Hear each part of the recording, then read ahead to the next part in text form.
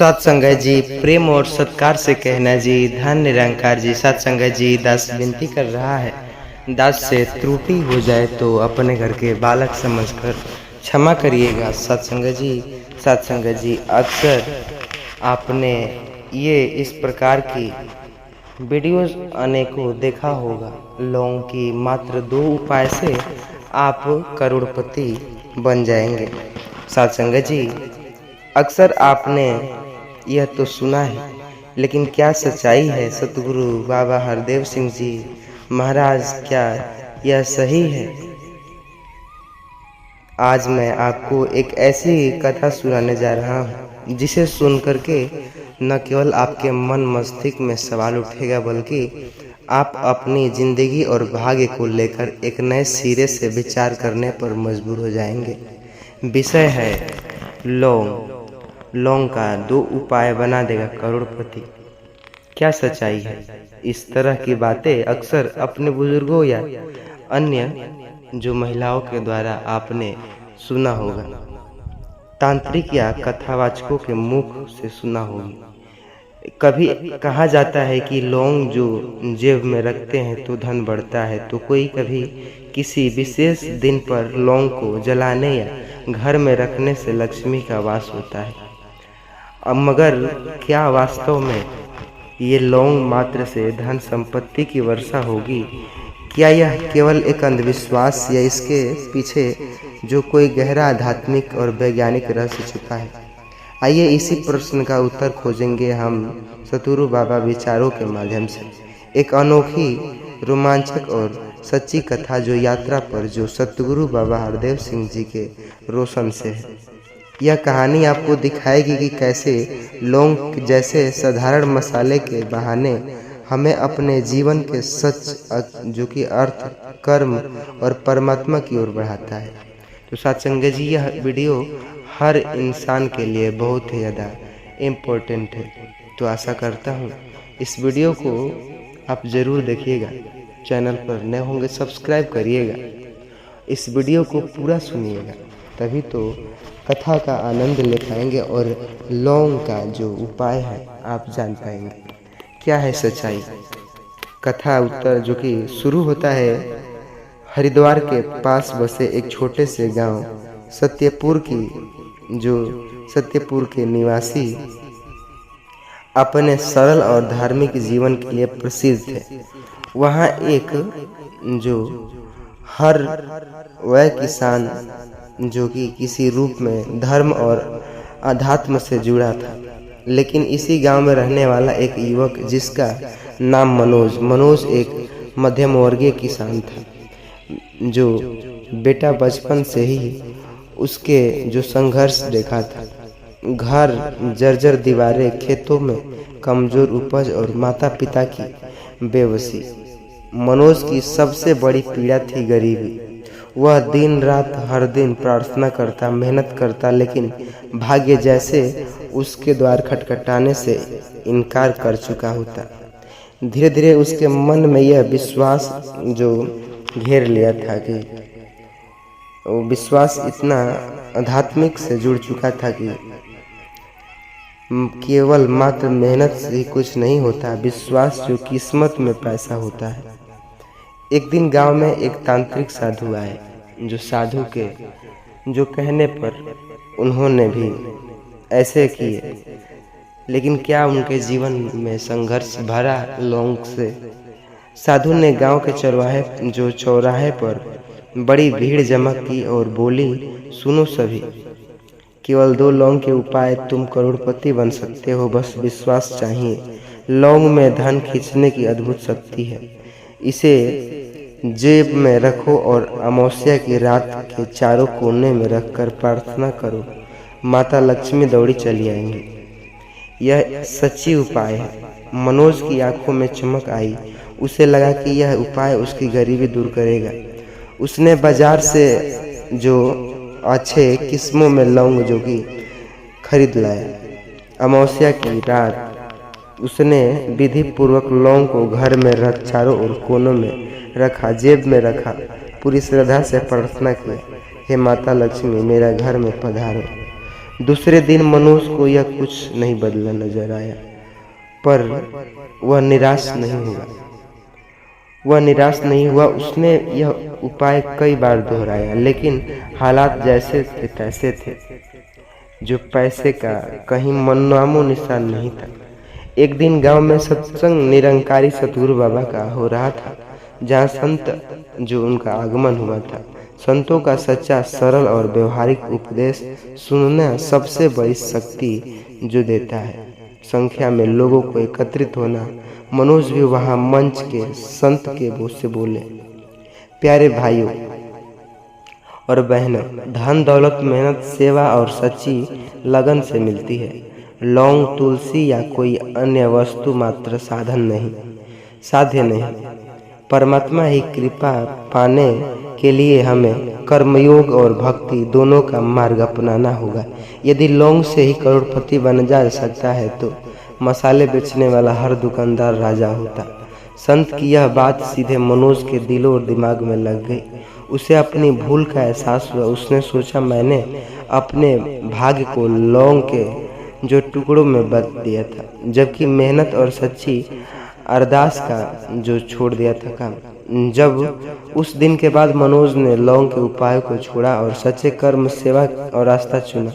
उसने सुबह जल्दी उठकर गांव के बुजुर्गों की सेवा किया, खेतों में पूरी निष्ठा से मेहनत किया और हर रोज निरंकारी प्रभु का स्मरण करता।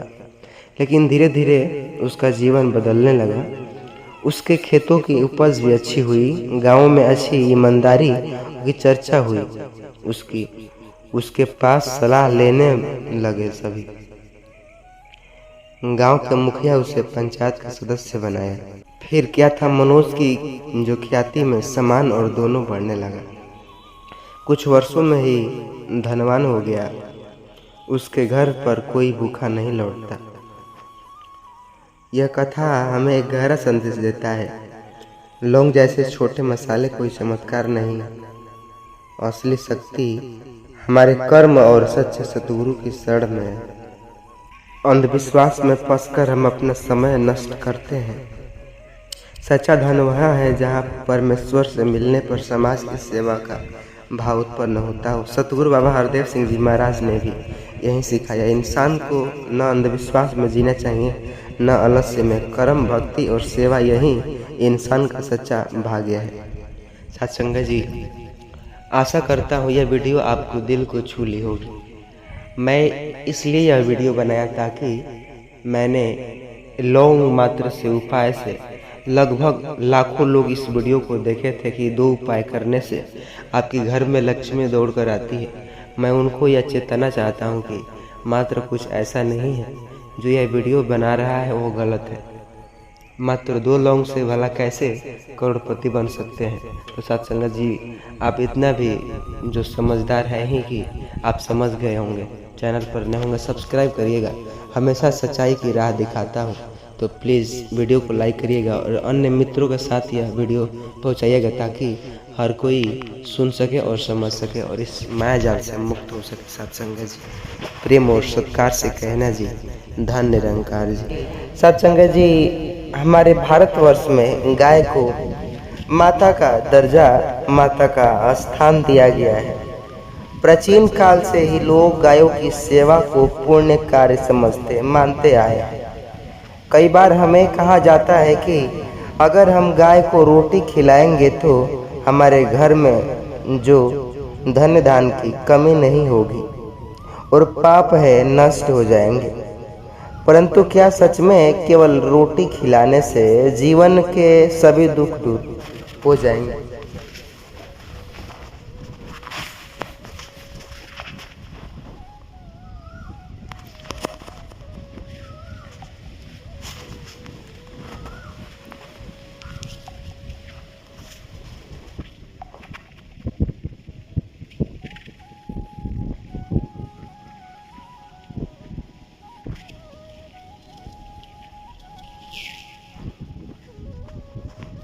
जीवन के दुख दूर हो जाते हैं।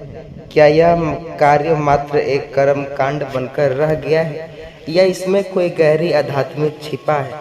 सच्चाई क्या है, आज मैं आपको एक ऐसी कथा से सुनाऊंगा जो सतगुरु निरंकारी बाबा के माध्यम से आत्मचिंतन की ओर ले जाएगी और सतगुरु बाबा के विचारों को हृदय में उतारने पर विवश कर देगी।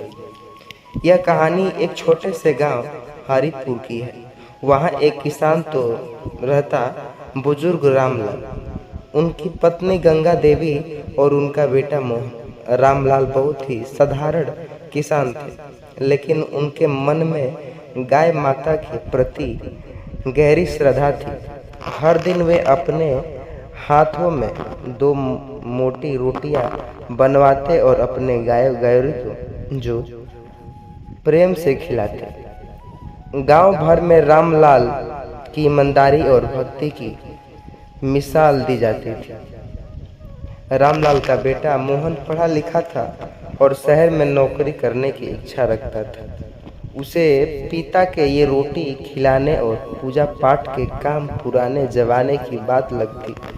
वह अक्सर कहता, बाबा यह सब दिखावा, गाय की रोटी खिलाने से क्या होगा? अगर किस्मत में धन है तो वो यूं ही आएगा, अगर भाग्य में गरीबी लिखी है तो 1000 रोटी खिलाओ कुछ न होगा। रामलाल केवल मुस्कुराकर कहते, बेटा गाय को रोटी खिलाना केवल रिवाज नहीं, ये हमारे मन की करुणा, प्रेम और सेवा का प्रतीक। सतगुरु सिखाते हैं कि हर जीव में उसी परमात्मा का अंश है। जब हम किसी भूखे प्राणी को अन्न देते हैं तो हमारे आत्मा की उन्नति के कारण बनता है। मोहन को जो पिता समझाते लेकिन वो नहीं मानता। लेकिन क्या होता है जानेंगे। कहानी को पूरा जरूर देखिएगा। चैनल पर नए होंगे सब्सक्राइब करिएगा। सतगुरु का अंश तो हर प्राणियों में दिखता है। जब हम किसी भूखे प्राणी को अन्न देते हैं तो हमारा आत्मा की उन्नति का कारण बनता है। मोहन को पिता की बातें समझ नहीं आती। समय बीतता गया। एक दिन गांव में अकाल पड़ा, खेत सूख गए, कुएं का पानी सूख गए और लोग एक एक दाने को मोहताज हो गए। गांव में कई लोग अपने मवेशी बेचने लगे ताकि परिवार का पेट पाल सके, लेकिन रामलाल ने अपनी गायों को नहीं बेचा। घर के अनाज खत्म हो गए पर रामलाल ने अपनी गायों के लिए रोटी बनाना नहीं छोड़ा। खुद भूखा सो जाता पर गौरी को रोटी खिलाकर चैन पाता। मोहन इस हालात से तंग आ गया। उसने कहा, बाबा अब बस करो, ये गाय हमें रोटी नहीं दे रही बल्कि हमारी रोटी खा रही। इसे बेच दो और जो पैसे मिले उससे कुछ अनाज खरीदो। रामलाल शांत स्वर में कहा, बेटा ये गाय जो है जिसने तुमने बचपन में अपने दूध से पाला है, जब तेरी माँ बीमार पड़ी थी तब गौरी के दूध से ही तू बड़ा हुआ था। आज जब इसे हमारी ज़रूरत है तो हम इसे छोड़ दें। यही तो सेवा का धर्म है। याद रख बेटा, जो सेवा करता है वो कभी खाली हाथ नहीं जाता। सेवा का फल देर से मिलता है पर मिलता जरूर। सतगुरु बाबा शिक्षा देते हैं। मोहन चुपचाप हो गया। लेकिन अब मन ही मन वह खिन्न हो गया। एक रात मोहन गांव छोड़कर नौकरी की तलाश में शहर जाने की सोच कर निकला।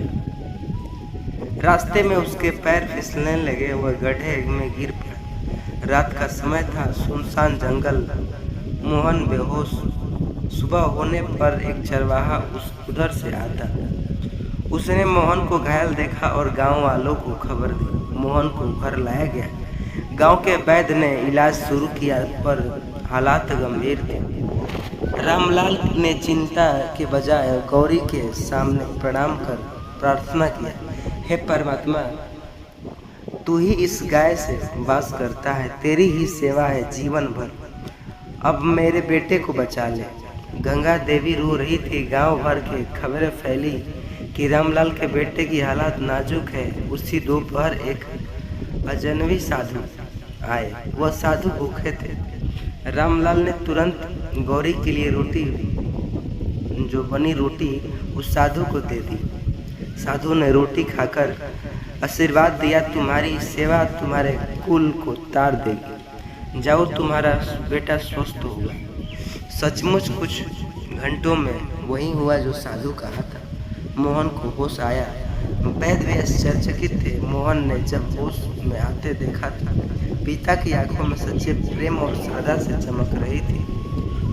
उसे आंखों में भर आई मोहन की याद में परिवर्तन की यात्रा। जब दिन के बाद मोहन की सोच बदली, उसने गायों की रोटी का महत्व तो समझा। अब वह खुद हर रोज गौरी को रोटी खिलाने लगा। वह जान गया कि गाय को रोटी देना केवल एक कर्मकांड नहीं, यह तो अपने भीतर के अहंकार को मिटाना, सेवा की प्रेम और सद्गुरु की परमात्मा की रचना का सम्मान करने का जरिया है। मोहन ने गांव में गौशाला का स्थापना, शहर से कुछ कमाकर आया। नौकरी का प्रस्तावना आने के बाद वह गांव में ही रहकर पशु सेवा का वर्ण किया। गांव में बरकत और आई, बारिश अच्छी हुई, फसलें लहलहा उठी। गांव में लोग अब मोहन की रामलाल से प्रेरित होकर हर प्राणी की सेवा करने लगे। गांव में न कोई जो कि भूखा रहा, बेसहारा रहा न। कहानी इस प्रकार शिक्षा मिलता है कि गाय को रोटी खिलाने से फल भौतिक सुख नहीं, असली फल है हृदय में करुणा और सेवा का संकल्प, जो सतगुरु निरंकारी बाबा की शिक्षाओं के अनुसार ब्रह्म ज्ञान की ओर अग्रसर करता है। सतगुरु सिखाते हैं कि गाय की रोटी देना तब सार्थक जब हमारे भीतर सेवा और प्रेम की सच्ची भावना। मात्रा दिखावे के लिए रोटी कोई पुण्य नहीं लाता, पर जब हम किसी भूखे प्राणी को परमात्मा का अंश मानकर भोजन कराते हैं तो हमें आत्मिक शांति और परम सुख की प्राप्ति होती है। मोहन अब गांव के बीच बच्चों को भी सिखाता था, बेटा गाय की रोटी खिलाना मत भूलो, पर यह न समझदार जो केवल तुम्हें धन मिलेगा, इसके भीतर इंसान जागेगा और तुम्हारे मन निर्मल होगा।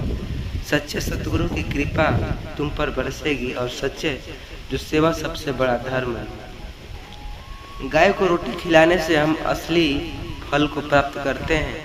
हमारे भीतर की करुणा, प्रेम और सेवा भाव का जागरण होता है। सतगुरु निरंकारी बाबा का शिक्षा हमें यही मार्ग दिखाता है कि सेवा करिए, प्रेम करिए और हर प्राणी में परमात्मा के दर्शन करिए। यही जीवन का सच्चा फल है।